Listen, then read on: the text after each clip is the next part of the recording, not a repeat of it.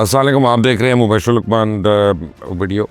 मेरा नाम मुबश्शिर लुकमान है और मैंने आपको कल भी कहा था, वो जो हैं बशारुल असद साहब, वो रशिया गालिबन भागेंगे और वहीं पे जाएंगे और वहीं पे असाइलम लेंगे वो। और जब मीडिया में काफ़ी बड़ा हिस्सा था और वो रिपोर्टिंग कर रहा था कि जी उसका जहाज़ क्रैश हो गया, तो मैंने तब भी कुछ लोगों को बताया था और एक टेलीविज़न पे मैंने कहा कि नहीं, ये he will reach Russia and he will suddenly surface over there. तो हो गया। अब वो पता चल गया कि जी वो रशिया में है, उनकी फैमिली भी वहाँ पे है और रशिया ने उनको असाइलम देने का ऐलान भी कर दिया। लेकिन काफ़ी तेज़ी से डेवलपमेंट्स हो रही हैं सीरिया के अंदर भी, पूरे रीजन के अंदर, और एक बड़ी सीरियस सिचुएशन जो है वो इमर्ज करना शुरू हो गई है। एक तो बड़ी अच्छी खबर है इसमें, ऑब्वियसली जब प्रिजन्स को तोड़ा गया, खोला गया, तो उसमें से लोग निकले, उसमें औरतें बड़ी निकली, बच्चे निकले, इवन 2-2 साल के बच्चे निकले जो प्रिजन में थे, और बड़े जुल्म सितम की दास्तानें हैं। तो उन लोगों को मुबारक हो जो फाइनली अपने घरों में गए। ऐसी भी तस्वीरें हमने देखी कि एक बंदा निकला है जेल से पता नहीं कितने साल बाद, पहले वो अपने बेटे की कब्र पे गया, रोना शुरू हो गया। बड़ी दिल हिलाने वाले मनाजिर हैं वो। जालिम तो था, जुल्म तो उसने बेइंतहा किए, जो केमिकल वेपन्स इस्तेमाल करे अपने लोगों के ऊपर, और एक दफ़ा नहीं, 2-2, 3-3 दफ़ा, तो वो आदमी तो जालिम ही होगा। लेकिन व्हाट नेक्स्ट, अब क्या हो रहा है आगे? तो अब पहली बात तो यह है कि जितने लोग इस वक्त सीरिया के अंदर हैं, जो लोग अब कल तक वो बागी थे, आज वो विक्टर्स हैं, तो आज उनको मुजाहिदीन कहना पड़ेगा। और यही एक इनकलाब की सबसे बड़ी एक डेफिनेशन में जो चेंज होती है कि अगर आपका इनकलाब कामयाब ना हो तो आप गद्दार हैं और आपकी सज़ा मौत है, और इनकलाब आपका कामयाब हो जाता है तो फिर आप मुजाहिदीन हैं और फिर आप तख्त पे हैं। बट एनीवे, अब वो विक्टोरियस है। लेकिन इसमें एक दो चीज़ें मैं आपको बताऊं, ज़रा इसको गौर कर लीजिएगा। और ये पाकिस्तान के लिए बड़ी तशवीशनाक सिचुएशन डेवलप हो रही है अब, क्योंकि आहिस्ता आहिस्ता करके, एक एक करके, हर वो मुल्क जो इजराइल के सामने किसी न किसी फॉर्म में खड़ा था, वो उसका ब्रेक डाउन हो गया और वो ख़त्म हो गया। इराक़ था, यमन था, अफ़गानिस्तान था, सीरिया था, और पहले कई मुल्क जो हैं जैसे जॉर्डन है, इजिप्ट है, ये तो इन्होंने तो हाथ मिला लिया था इजराइल के साथ, तो इनका तो थ्रेट ख़त्म हो गया था इजराइल के लिए। टर्की कभी कभी करता है ऊपर नीचे की बातें, लेकिन टर्की हमेशा से इजराइल का दोस्त रहा है, किसी को अच्छा लगे या बुरा लगे। इनफैक्ट जब इजराइल मार्ज़ वजूद में आया पाकिस्तान के साथ साथ, तो Turkey was probably one of the first few countries जिन्होंने ना सिर्फ उसको रिकग्नाइज़ किया, बल्कि उससे कारोबारी मरासिम बढ़ाए अपने। और यही नेतन्याहू जो इस वक्त इसराइल का वज़ीर आज़म है, यही तैयब एर्दोगान जो टर्की के प्रेसिडेंट हैं, एज अ प्राइम मिनिस्टर इन्होंने नेतन्याहू को टर्की में इनवाइट किया था और उसने वहाँ जॉइंट पार्लियामेंट सेशन से खिताब किया था, और तैयब एर्दोगान ने भी विज़िट किया इसराइल को।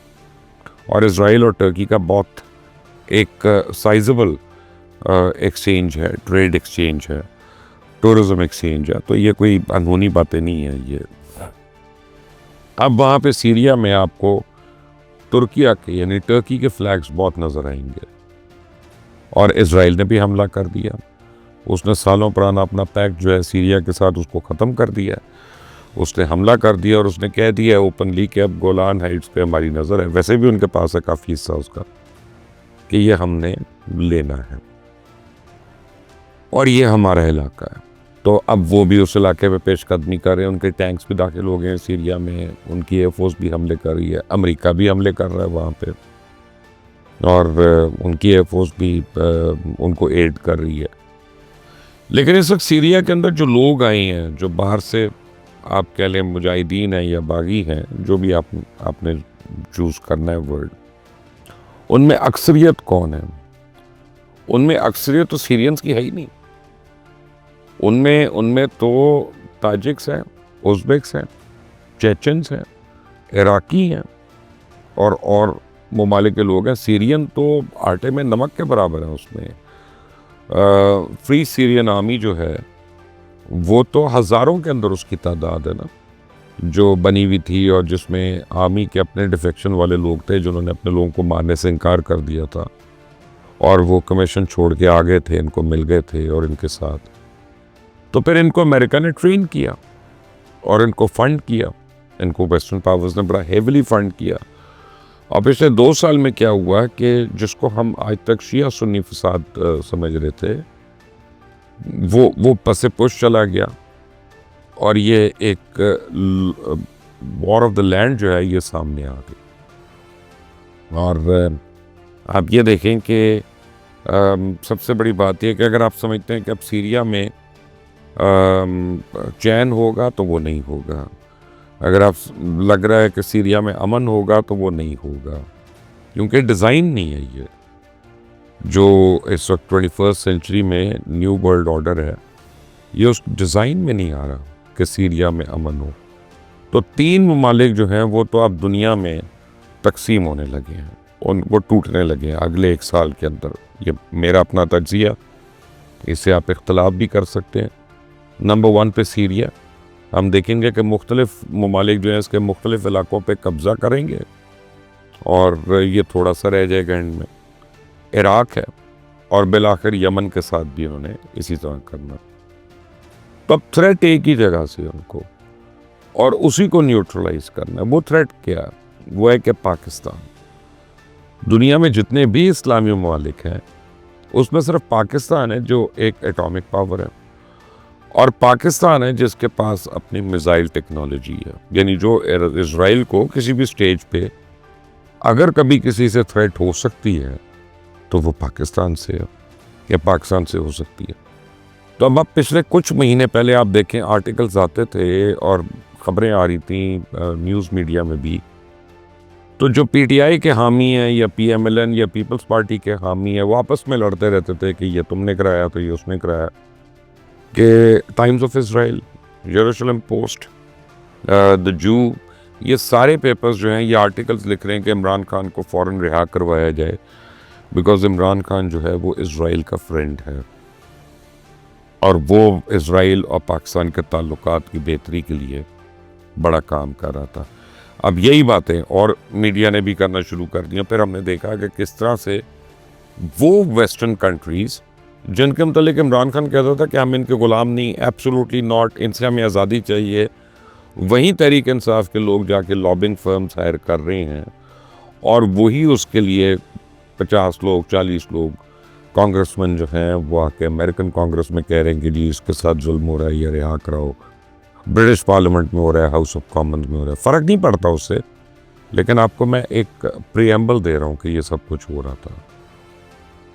जो हमारी हैंडलिंग है, जो इस साइड पे है, फ़र्ज़ करें जो हुकूमत में इस वक्त लोग हैं वो भी अपना खलीफा ही है बिल्कुल।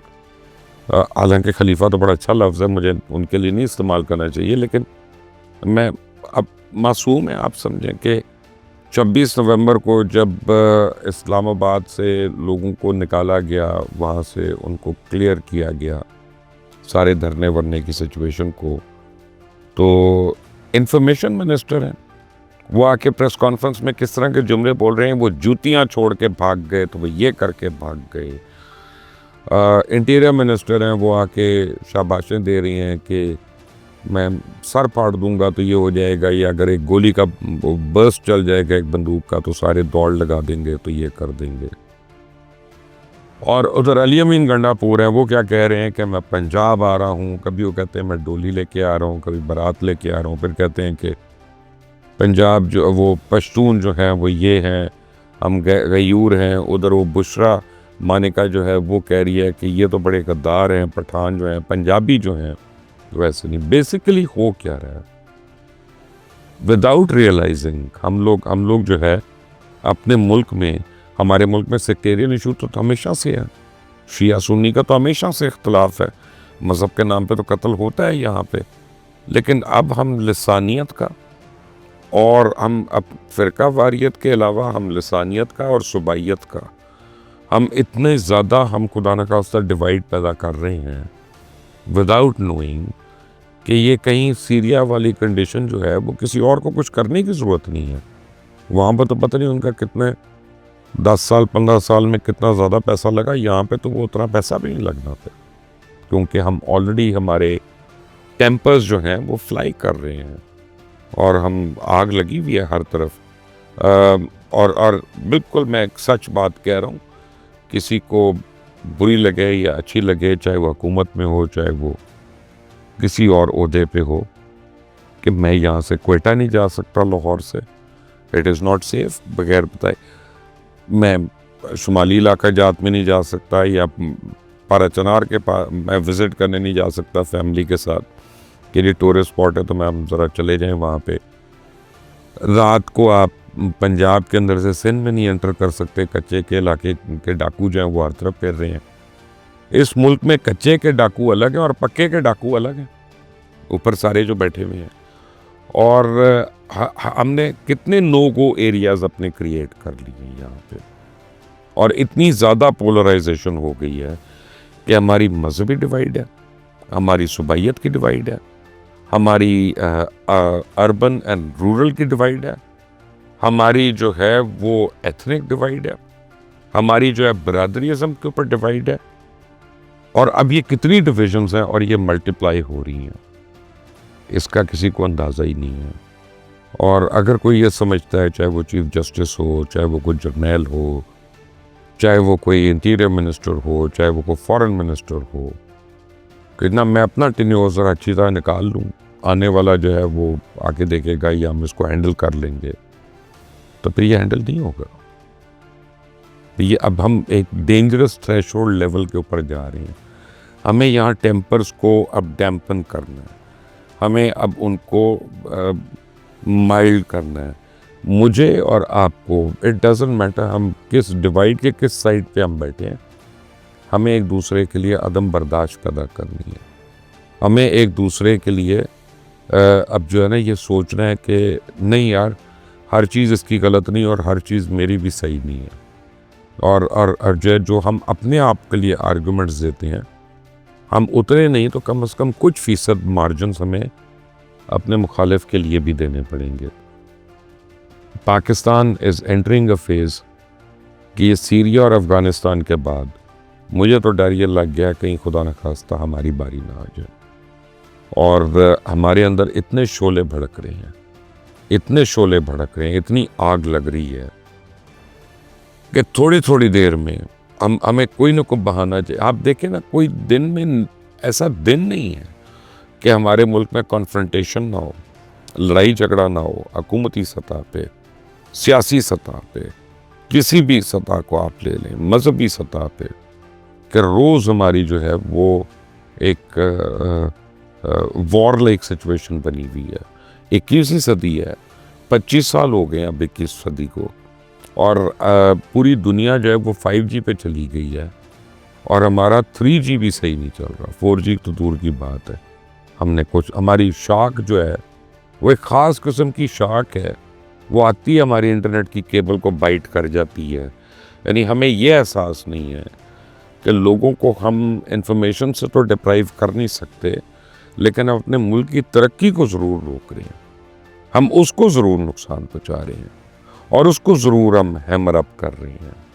इस पे गवर्नमेंट को अब लीड लेनी पड़ेगी, और अगर शहबाज शरीफ नहीं कर सकते ये काम तो शहबाज शरीफ को स्टेप डाउन कर देना चाहिए, फिर किसी ऐसे आदमी को आना चाहिए जो पाकिस्तान की हर सियासी जमात को ऑन बोर्ड ले सके, जो हर मकतबा फ़िक्र को ऑन बोर्ड ले सके, जो हर मसलक को ऑन बोर्ड ले सके, जो हर एक को एक्सेप्टेबल हो, और फिर एक लायामल ये बनाया जाए कि live and let live. Because एक बात याद रखें, this is the 21st century and this is the century of coexistence और नो एग्जिस्टेंस। सोचने की बात है, ये नहीं है कि रात को खाना खा के सोएं, अच्छी नींद आ गई और सुबह उठें और देखें कि आज फॉग तो नहीं है। नहीं, आपको ज़रा आगे की सोचनी है। We are sitting on a dynamite and we need to be aware of it.